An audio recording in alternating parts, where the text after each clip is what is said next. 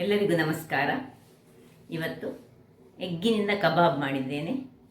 ಬಹಳ ರುಚಿಕರವಾಗಿ ಬರ್ತದೆ. ಏನು ಹೊರಗಿನ ಪೌಡರ್ ಬೇಕಂತ ಸಹ ಇಲ್ಲ, ನಾವು ಮನೆಯಲ್ಲೇ ಇರುವಂತಹ ವಸ್ತುಗಳನ್ನು ಉಪಯೋಗಿಸಿ ಒಂದು ರುಚಿಕರವಾದ ಎಗ್ಗಿನ ಕಬಾಬ್ ಮಾಡ್ಬೋದು.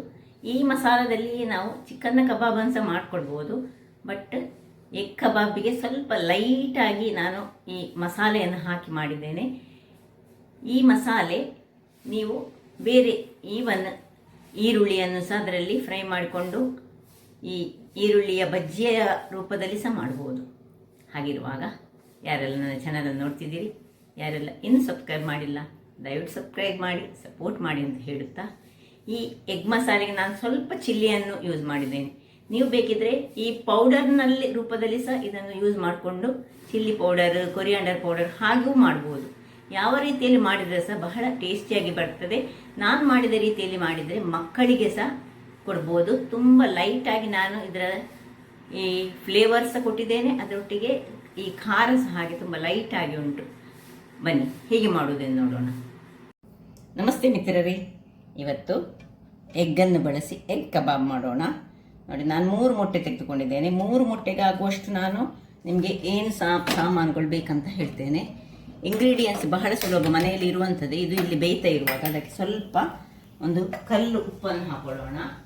ಕಲ್ಲು ಉಪ್ಪು ಹಾಕಿದರೆ ಅದು ಒಡೆಯುವುದಿಲ್ಲ. ಇನ್ನು ಸುಲಭ ಒಂದು 3 ಮೊಟ್ಟೆಗೆ 3 ಬ್ಯಾಡಗಿ ಮೆಣಸು, ಅರ್ಧ ಚಮಚದಷ್ಟು ಜೀರಿಗೆ, ಅರ್ಧ ಚಮಚ ಪೆಪರ್ಕಾರ್ನ್ಸ್ ಅಂದರೆ ಕರಿಮೆಣಸು, ಒಂದು ನೋಡಿ ಇಷ್ಟೇ ಸಣ್ಣ ಹುಳಿ, ತುಂಬ ಬೇಡ, ಒಂದು ಸಣ್ಣ ಈ ಪೀನಟ್ ಗಾತ್ರದ ಹುಳಿ, 1 ಚಮಚದಷ್ಟು ಕೊತ್ತಂಬರಿ ಬೀಜ, 3 ಬೆಳ್ಳುಳ್ಳಿ, ಒಂದು ಅರ್ಧ ಇಂಚಿನಷ್ಟು ಶುಂಠಿ, 1 ಚಮಚದಷ್ಟು ಈ ಚಿಕನ್ ಮಸಾಲ ಪುಡಿ. ಇದು ಇರದಿದ್ದರೆ ನೀವು ಚಿಕನ್ ಮಸಾಲ ಪುಡಿ ಇರದಿದ್ದರೆ ನಾವೇನು ಮಾಡಬೇಕು ಹೇಳಿದ್ರೆ, ಒಂದು ಸಣ್ಣ ತುಂಡು ಈ ಕೆತ್ತೆ, 2 ಲವಂಗ, 1 ಈ ಕಾಡಮಮ್ ಏಲಕ್ಕಿ ಹಾಕಿದರೆ ಆಗ್ತದೆ, 1 ಇದು ಅಥವಾ ಆ 3 ಹಾಕಿದರೆ ಆಯಿತು. ಇಲ್ಲಿ 1 ಚಮಚ 3 ಚಮಚದಷ್ಟು ಈ ಮೈದಾ ಹುಡಿ, 3 ಚಮಚದಷ್ಟು ಕಡಲೆ ಹುಡಿ, 3 ಚಮಚದಷ್ಟು ಅಕ್ಕಿ ಹುಡಿ. ಇಷ್ಟು 3 ಬಗೆಗೆ ಬೇಕು. ಈ ಮೈದಾ ಹುಡಿ ಇರದಿದ್ದರೆ ನಾವು ಕಾರ್ನ್ ಫ್ಲೋರ್ ಇದ್ದರೆ ಕಾರ್ನ್ ಹುಡಿಯನ್ನು ಸಹ ತೆಗೆದುಕೊಂಡ್ರೆ ಸಾಕು, ಕಾರ್ನ್ ಫ್ಲೋರ್ ತೆಗೆದುಕೊಂಡ್ರೆ ಸಾಕ್ತದೆ. ಮೈದಾ ಯಾರಿಗೆ ಇಷ್ಟ ಇಲ್ಲ ಅವರು ಕಾರ್ನ್ ಫ್ಲೋರನ್ನು ತೆಗೆದುಕೊಳ್ಳಿ, ಅಥವಾ ಮೈದಾ. ಎಲ್ಲ 3ಕ್ಕೆ 3 ಚಮಚಗಳಷ್ಟು, ಈ ಚಮಚದಲ್ಲಿ 3 ಚಮಚದಷ್ಟು ಬೇಕಾಗ್ತದೆ. ಮತ್ತು ಉಪ್ಪು, ಮತ್ತು ಕರಿಲಿಕ್ಕೆ ಸ್ವಲ್ಪ ಎಣ್ಣೆ. ಈಗ ಈ ಎಗ್ ಬೇಯುವಾಗ ನಾವು ಇಲ್ಲಿ ಒಂದು ಮಸಾಲೆಗೆ ರೆಡಿ ಮಾಡ್ಕೊಳ್ಳೋಣ. ಮಸಾಲೆಗೆ ಒಂದು ಇದು ಬಿಸಿ ಆಗಲಿ. ವೀಕ್ಷಕರೇ, ನಾವು ಇದು ಬಿಸಿ ಆಯಿತು. ಈಗ ಡ್ರೈ ಫ್ರೈ ಮಾಡ್ತಾ ಇದ್ದೇನೆ ನಾನು. ನೋಡಿ, 3 ಮೆಣಸು, ಇನ್ನು 1 ಅರ್ಧ ಚಮಚದಷ್ಟು ಕರಿಮೆಣಸು, ಮತ್ತು ಈ ಜೀರಿಗೆ, ಕೊತ್ತಂಬರಿ, ಬೆಳ್ಳುಳ್ಳಿ, ಮತ್ತು ಲಾಸ್ಟಿಗೆ ಹಾಕೊಳ್ಳೋಣ. ಸ್ವಲ್ಪ ಜಸ್ಟ್ ಸ್ವಲ್ಪ ಒಂದು ಫ್ರೈ ಆದರೆ ಆಯ್ತದು. ಈಗ ಇದಕ್ಕೆ ಸ್ವಲ್ಪ ಕರಿ ಲೀವ್ಸನ್ನು ಹಾಕೊಳ್ಳೋಣ. ಕರಿ ಲೀವ್ಸನ್ನು ಹಾಕ್ಕೊಂಡು ಸ್ವಲ್ಪ ಫ್ರೈ ಮಾಡಿಕೊಂಡು ಜಸ್ಟ್ ಇದೊಂಚೂರು ಬಾಡ್ಕೊಳ್ಬೇಕು. ಕರಿ ಲೀವ್ಸು ಸಾಕು. ಇನ್ನು ಆಫ್ ಮಾಡ್ಕೊಳ್ಳೋಣ. ಎಷ್ಟು ಕರಗಬಾರ್ದು. ವೀಕ್ಷಕರೇ, ಇಲ್ಲಿ ಇದು ತಣ್ಣಗಾಯಿತು. ಇಲ್ಲಿ ಎಗ್ ಬೇಯ್ತಾ ಉಂಟು. ಇಲ್ಲಿ ನಾವು ಮಸಾಲೆಯನ್ನು ರೆಡಿ ಮಾಡ್ಕೊಳ್ಳೋಣ. ಪಟಪಟನೆ ಆಗುವಂಥದ್ದು. ಯಾರಾದರೂ ನೆಂಟರೆಲ್ಲ ಬಂದರೆ ಫಾಸ್ಟಾಗಿ ಒಂದು ಮಾಡುವಂತಹ ಒಂದು ರೆಸಿಪಿ ಇದು. ನೋಡಿ, ಹುಳಿ ಹಾಕ್ತಿದ್ದೇನೆ, ಸಣ್ಣ ಹುಳಿ ಸಾಕು, ತುಂಬ ದೊಡ್ಡ ಹುಳಿ ಬೇಡ. ಮತ್ತು 3 ಬೆಳ್ಳುಳ್ಳಿ, ಮತ್ತು ಸ್ವಲ್ಪ ಕೊತ್ತಂಬರಿ ಸೊಪ್ಪು ಇದ್ದರೆ ಹಾಕ್ಕೊಳ್ಳಿ, ಇಲ್ಲದಿದ್ದರೆ ತೊಂದರೆ ಇಲ್ಲ. ಯಾಕಂದರೆ ಕರಿಬೇವಿನ ಸೊಪ್ಪು ಹೆಚ್ಚಾಗಿ ಇರ್ತದೆ, ಕೊತ್ತಂಬರಿ ಸೊಪ್ಪು ಒಮ್ಮೊಮ್ಮೆ ಖಾಲಿ ಆಗಿರ್ತದೆ. ಇನ್ನು ಶುಂಠಿ ಇಷ್ಟನ್ನು ಹಾಕಿ ಸ್ವಲ್ಪ ನೀರನ್ನು ಹಾಕ್ಕೊಂಡು ಒಂದು ಪಿಂಚ್ ಆಫ್ ಹಳದಿ, ಇದಕ್ಕೆ ತುಂಬ ಬೇಡ, ತುಂಬ ಹಳದಿ ಹಾಕೋದು ಬೇಡ, ಒಂದು ಪಿಂಚ್ ಆಫ್ ಹಳದಿ ಹಾಕ್ಕೊಂಡು ನೀರನ್ನು ಹಾಕಿ ಒಂದು ಪೇಸ್ಟ್ ಮಾಡಿ ತರೋಣ. ವೀಕ್ಷಕರೇ, ಇಲ್ಲಿ ನೋಡಿ, ಈ ರೀತಿಯಾಗಿ ನಮಗೆ ಮಸಾಲೆ ಬೇಕು. ಈ ಮಸಾಲೆಗೆ ಈಗ ನಾವು ಈ ಚಿಕನ್ ಮಸಾಲ 1 ಚಮಚದಷ್ಟು ಹಾಕ್ಕೊಂಡು ಸ್ವಲ್ಪ ಹೀಗೆ ಇದರಲ್ಲಿ ಹೀಗೆ ತಿರುಗಿಸ್ಕೊಳ್ಳೋಣ. ನೋಡಿ, ಮಸಾಲೆ ಈ ಚಿಕನ್ ಮಸಾಲೆ ಒಳ್ಳೆ ಫೈನ್ ಪೌಡರ್ ಇರ್ತದಲ್ಲ, ಹಾಗಾಗಿ ನೋಡಿ ಈ ರೀತಿಯಾಗಿ ಬರಬೇಕು. ಒಳ್ಳೆ ಫೈನಾಗಿ ಬಂದು ಇದನ್ನೀಗ ನಾವು ಪಕ್ಕಕ್ಕೆ ಇಟ್ಕೊಳ್ಳೋಣ. ಮೊಟ್ಟೆ ಇಲ್ಲಿ ಆಯಿತು. ಇದನ್ನೀಗ ಆಫ್ ಮಾಡಿಕೊಂಡು ನಾನು ಇದನ್ನು ತಣ್ಣಗಾಗಲಿಕ್ಕೆ ಬಿಡ್ತೇನೆ. ವೀಕ್ಷಕರೇ, ಇದೀಗ ತಣ್ಣೀರಲ್ಲಿ ಹಾಕಿಟ್ಟೆ. ತಣ್ಣೀರಲ್ಲಿ ಹಾಕಿಟ್ಟರೆ ನಮಗೆ ಬಹಳ ಸುಲಭ ರೀತಿಯಲ್ಲಿ ಈ ಮೊಟ್ಟೆಯ ಈ ಸಿಪ್ಪೆಯನ್ನು ತೆಗಿಲಿಕ್ಕೆ ಬರ್ತದೆ. ಅದರಿಂದಾಗಿ ತಣ್ಣೀರಲ್ಲಿ ಹಾಕಿ ತೆಗೆದ್ರೆ ಈ ಮೂರನ್ನು ಸಹ ಈಗ ಸಿಪ್ಪೆ ತೆಗೆದು ನಾನು ನಿಮಗೆ ತೋರಿಸ್ಕೊಡ್ತೇನೆ. ಎಲ್ಲ ಸಿಪ್ಪೆಗಳನ್ನು ತೆಗೆದುಕೊಂಡಾಯಿತು. ಇದನ್ನು ಪಕ್ಕಕ್ಕೆ ಇಟ್ಟುಕೊಂಡು ಒಂದು ಬೌಲ್ನಲ್ಲಿ ನಾವೀಗ ಇದಕ್ಕೆ ಸುಲಿಗೆ ಉಪ್ಪು, ರುಚಿಗೆ ತಕ್ಕಷ್ಟು ಉಪ್ಪನ್ನು ಹಾಕ್ಕೊಳ್ಳೋಣ. ತುಂಬ ಉಪ್ಪು ಹಾಕ್ಲಿಕ್ಕೆ ಹೋಗೋದು ಬೇಡ. ಒಂದು ಚಮಚದಷ್ಟು ಉಪ್ಪು, ಸ್ವಲ್ಪ ಇನ್ನು ಕಡಲೆಯ ಹುಡಿ 3 ಚಮಚದಷ್ಟು, 3 ಎಗ್ಗಿಗೆ 3 ಚಮಚದಷ್ಟು ಕಡಲೆ ಹುಡಿ, 3 ಚಮಚದಷ್ಟು ಅಕ್ಕಿ ಹುಡಿ, 3 ಚಮಚದಷ್ಟು ಮೈದಾ ಅಥವಾ ಕಾರ್ನ್ಫ್ಲೋರ್ ಯಾವುದು ಸಾಕ್ತೇವೆ, ಎರಡರಲ್ಲಿ ಒಂದನ್ನು ಹಾಕ್ಕೊಂಡು ನಾವು ಇದನ್ನು ಇದಕ್ಕೊಂದು ಚೆನ್ನಾದ ಮಿಕ್ಸ್ ಕೊಡೋಣ. ಇನ್ನು ನಾವು ಏನು ಮಸಾಲೆಯನ್ನು ಮಾಡಿದ್ದೇವೆ ನೋಡಿ, ಇದನ್ನು ಇದಕ್ಕೆ ಶಿಫ್ಟ್ ಮಾಡಿಕೊಳ್ಳೋಣ. ನೀವು ಒಂದು ವೇಳೆ ನಿಮ್ಮ ಹತ್ರ ಚಿಕನ್ ಮಸಾಲೆ ಇಲ್ಲ ಅಂತಾದರೆ ನಾನು ಹೇಳಿದ ಹಾಗೆ 1-2 ಲವಂಗ, 2 ಸಹ ಬೇಕಂತಲ್ಲ, ತುಂಬ ಘಾಟ ಆಗಬಾರ್ದು ಇದರದ್ದು ಮಸಾಲೆಯದ್ದು. 2 ಲವಂಗ, ಒಂದು ಸಣ್ಣ ತುಂಡು ಕೆತ್ತೆ ಮತ್ತು 1 ಏಲಕ್ಕಿ ಹಾಕಿ ಒಂದು ಮಸಾಲೆ ಒಟ್ಟಿಗೆ ಹಾಕಿದರೆ ಈ ಚಿಕನ್ ಮಸಾಲ ಹಾಕ್ಕೊಳ್ಬೇಕಂತ ಇರೋದಿಲ್ಲ ನೋಡಿ. ಇದನ್ನು ಇದಕ್ಕೆ ಒಳ್ಳೆ ಮಿಕ್ಸ್ ಕೊಟ್ಟು ಇದಕ್ಕೆ ಸ್ವಲ್ಪವೇ ನೀರನ್ನು ಹಾಕ್ಕೊಂಡು ನಾವು ಇದನ್ನು ಕಲಡಿಸ್ಕೊಳ್ಳೋಣ.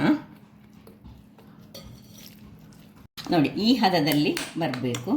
ತುಂಬ ತೆಳು ಸಾಗಬಾರ್ದು, ತುಂಬ ದಪ್ಪ ಸಾಗಬಾರ್ದು. ಈಗ ಇಲ್ಲಿ ನಾವು ಒಂದು ಬಾಣಲೆಯಲ್ಲಿ ಸ್ವಲ್ಪ, ತುಂಬ ಎಣ್ಣೆ ಹಾಕ್ಕೊಳ್ಳೋದು ಬೇಡ, ಹದಾದಲ್ಲಿ ಎಣ್ಣೆಯನ್ನು ಹಾಕ್ಕೊಂಡು ಸಾಕು. ನೋಡಿ, ಇಷ್ಟು ಎಣ್ಣೆಯನ್ನು ಹಾಕಿ ಅದು ಬಿಸಿ ಆಗಲಿ. ಅದು ಬಿಸಿ ಆಗ್ತಾ ಇರುವಾಗ ಇಲ್ಲಿ ನಾವು ಮೊಟ್ಟೆಯನ್ನು ಒಂದು ಕಟ್ ಮಾಡ್ಕೊಳ್ಳೋಣ.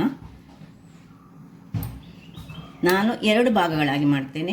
ನೀವು ಬೇಕಿದ್ದರೆ ಇನ್ನೂ 2 ಭಾಗ ಮಾಡಿ ಸಹ ಮಾಡ್ಕೊಳ್ಬೋದು, ಹೇಗೆ ಸಾಕ್ತದೆ.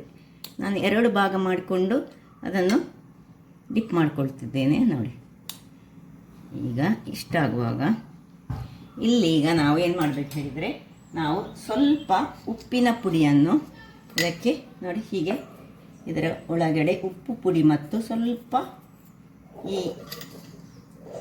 ಪೆಪ್ಪರ್ಕಾರ್ನ್ಸ್ನ ಪುಡಿ ಇರ್ತದಲ್ಲ, ಕರಿಮೆಣಸಿನ ಪುಡಿ, ಎರಡನ್ನು ಸ್ವಲ್ಪ ಇದರ ಮೇಲೆಗೆ ಹೀಗೆ ಸ್ಪ್ರಿಂಕಲ್ ಮಾಡಿಕೊಳ್ಬೇಕು. ಈಗ ಉಪ್ಪು ಹಾಕ್ಕೊಂಡೆ. ಇನ್ನು ಪೆಪ್ಪರ್ನ ಪುಡಿ ಸ್ವಲ್ಪ ಸಾಕು, ಅದರ ಈ ಹಳದಿ ಭಾಗದ ಹತ್ರ ಸ್ವಲ್ಪ ಆದರೆ ಸಾಕು.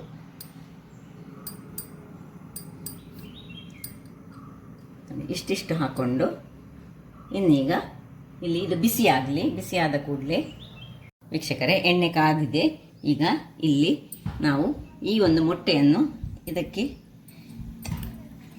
ನೋಡಿ ಇದರ ಮೇಲೆ ಸ್ವಲ್ಪ ಹೀಗೆ ಕವರ್ ಮಾಡಿಕೊಂಡು ಮತ್ತೆ ಹೀಗೆ ಇದರಲ್ಲಿಟ್ಟು ಒಂದು ಸ್ವಲ್ಪ ಪೋರ್ಕಲ್ಲಿ ಹೀಗೆ ಮೊದಲೇ ಮಾಡಿಕೊಳ್ಬೋದು. ಹೀಗೆ ಸಹ ನೋಡಿ ಸಣ್ಣ ಹೋಲ್ಗಳಾಗಿ ಮಾಡಿಕೊಂಡು ಇನ್ನು ಇದರಲ್ಲಿ ಇಟ್ಟು ಮುಳುಗಿಸಿಕೊಂಡು ನೋಡಿ ಕವರ್ ಆಗಬೇಕು ಅದು ಅದರಲ್ಲಿ ಒಳ್ಳೆ.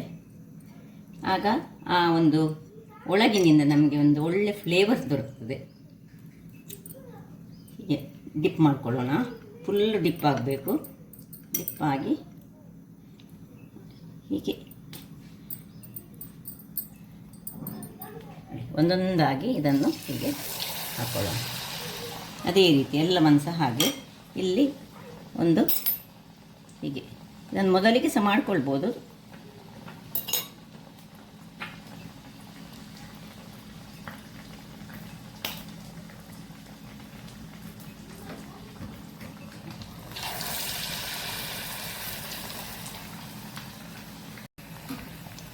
ವೀಕ್ಷಕರೇ, ಇಲ್ಲಿ ನೋಡಿ ಸುರಿಗೆ ಹಾಕಿದ್ದು ಒಳ್ಳೆ ಕಾದಿತ್ತು ನೋಡಿ.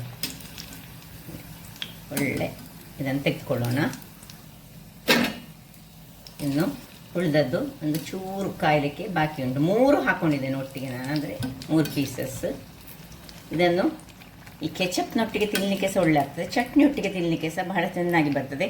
ತುಂಬ ಕಾಯಲಿಕ್ಕೆ ಏನಿಲ್ಲ, ಜಸ್ಟ್ ಅದರ ಕವರ್ ಒಂದು ಕಾದರೆ ಸಾಕು. ಉರಿ ಮಾತ್ರ ಹದಾದಲ್ಲಿ ಇಟ್ಕೊಳ್ಬೇಕು ನಾವು. ನೋಡಿ ಎರಡನೇದು ಕಾದಿತ್ತು ನೋಡಿ. ಸುರಿಗೆ ಒಂದೊಂದಾಗಿ ಹಾಕಿದ ಕೂಡಲೇ ಒಂದೊಂದನ್ನು ನಾವು ತೆಗೆದುಕೊಂಡ್ರೆ ಆಯಿತು. ಮೂರನೇದು ಸ್ವಲ್ಪ ಬಾಕಿ ಉಂಟು ಕಾಯಲಿಕ್ಕೆ. ಈ ಒಂದು ಇದಕ್ಕೆ ನಾವು ನೀರುಳ್ಳಿಯನ್ನು ಸಹ ಸಣ್ಣ ಸಣ್ಣದಾಗಿ ಕಟ್ ಮಾಡಿಕೊಂಡು ನೀರುಳ್ಳಿಯ ಕಬಾಬನ್ನು ಸಹ ಮಾಡ್ಕೊಳ್ಬೋದು. ಸ್ವಲ್ಪ ಹಿಟ್ಟನ್ನು ಸುರಿಗೆ ತೆಗೆದಿಟ್ಟುಕೊಂಡ್ರೆ ಯಾರೆಲ್ಲ ಎಗ್ಗೆಲ್ಲ ತಿನ್ನದವರಿದ್ದಾರೆ ಅಂಥವರು ಅಥವಾ ಈ ರೀತಿ ಹೊರಗಿನಿಂದ ಬರ್ತದೆ, ಒಳಗಿನಿಂದ ಈ ರೀತಿ ಯಾವ ರೀತಿಯಾಗಿ ಬರ್ತದೆ ಅದೇ ರೀತಿ ಉಳಿದ ಎಲ್ಲವನ್ನು ಸಹ ನಾನು ಮಾಡಿ ನಿಮಗೆ ತೋರಿಸ್ಕೊಡ್ತೇನೆ. ಸುರಿಗೆ ಮಾತ್ರ ಇದಕ್ಕೆ ಸ್ವಲ್ಪ ಪ್ರಿಕ್ ಮಾಡಿಕೊಳ್ಬೇಕು, ಇಲ್ಲದಿದ್ದರೆ ಅದರ ಒಳಗೆ ಸ್ವಲ್ಪ ಮಸಾಲೆ ಹೋಗೋದಿಲ್ಲ. ಅಥವಾ ಗೆರೆ ಹಾಕ್ಕೊಂಡ್ರೆ ಸಹ ಆಗ್ತದೆ. ಸೊ ಗೆರೆ ಹಾಕ್ಕೊಂಡು ಹೀಗೆ ಕವರ್ ಮಾಡಿದರೆ ಆಯಿತು. ವೀಕ್ಷಕರೇ, ಈಗ ಕೊನೆಯದಾಗಿ ಒಂದು ಈ ಕರಿ ಲೀವ್ಸನ್ನು ಇದಕ್ಕೆ ಹಾಕ್ಕೊಳ್ತಿದ್ದೇನೆ. ತಿಂಡಿಯ ಮೊದಲು ಹಾಕ್ಕೊಂಡು ಇದು ಕಾಯಿಲಿ ಇದನ್ನೀಗ ಇದಾಯಿತು. ಇದನ್ನೀಗ ಒಂದೊಂದಾಗಿ ತೆಗೆದುಕೊಳ್ಳೋಣ. ಎಷ್ಟು ಚೆನ್ನಾಗಿ ಬಂದಿದೆ ಹೇಳಿದರೆ ಇದನ್ನು ಈ ಫಂಕ್ಷನಲ್ಲಿ ಇರುವಾಗ ನಾವು ಮಾಡಿಕೊಳ್ಬೋದು.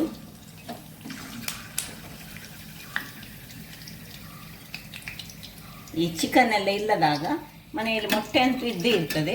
ಹಾಗಿರುವಾಗ ನೋಡಿ,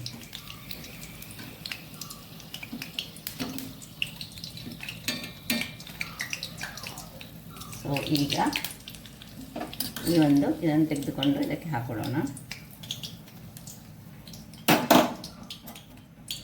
ಸೊ ರುಚಿಯಾದ ಹಾಗೂ ಆರೋಗ್ಯಕ್ಕೆ ಸಹ ಮಕ್ಕಳಿಗೆ ಅಂತ ಬಹಳ ಖುಷಿ ಆಗ್ತದೆ. ಸ್ವಲ್ಪ ಸಾಸನ್ನು ಹಾಕ್ಕೊಂಡು ತಿಂದರೆ ಸೂಪರ್ ಕಾಂಬಿನೇಷನ್ ಸಾಸ್. ಇದಕ್ಕೆ ಚಟ್ನಿ ಸಹ ಆಗ್ತದೆ, ಚಟ್ನಿ ಒಟ್ಟಿಗೆ ತಿನ್ಬೋದು. ಅದೇ ಚಟ್ನಿಗಿಂತ ಟೊಮೆಟೊ ಸಾಸ್ ಮನೆಯಲ್ಲಿ ಮಾಡಿದ್ದರೆ ಸಹ ಬಹಳ ಒಳ್ಳೆಯದು, ಅಥವಾ ತಂದ ಸಹ ಯೂಸ್ ಮಾಡ್ಬೋದು. ಹಾಗಾದರೆ ನೋಡಿದ್ರಲ್ಲ ವೀಕ್ಷಕರೇ, ಒಂದು ಸುಲಭ ರೀತಿಯಲ್ಲಿ ಮೊಟ್ಟೆ ಎಷ್ಟು ಸಾಫ್ಟಾಗಿ ಸಹ ಬರ್ತದೆ. ಮತ್ತು ಕವರ್ ನೋಡಿ, ಅಂದರೆ ಫುಲ್ಲಿ ಕವರ್ ಆಗಿದೆ. ಇಷ್ಟೇ ದಪ್ಪದಲ್ಲಿ ಇಟ್ಕೊಳ್ಬೇಕು, ಇದಕ್ಕಿಂತ ಹೆಚ್ಚು ಮಾಡಬಾರ್ದು. ಚಿಕನ್ ಕಬಾಬ್ನಾಗೆ ಆಗ್ತದೆ. ಹಾಗಾದರೆ ನನ್ನ ಈ ಕುಕಿಂಗ್ ಚಾನಲ್ ನಿಮಗೆ ಇಷ್ಟ ಆದರೆ ಬೋಳೂರು ಸುವರ್ಣ ಚಾನಲನ್ನು ಲೈಕ್ ಮಾಡಿ, ಶೇರ್ ಮಾಡಿ ಹಾಗೂ ಸಬ್ಸ್ಕ್ರೈಬ್ ಮಾಡಿ. ಹಾಗೂ ನನ್ನ ಇನ್ಸ್ಟಾಗ್ರಾಮ್ ಪೇಜನ್ನು ಫಾಲೋ ಮಾಡಿ. ಧನ್ಯವಾದಗಳು.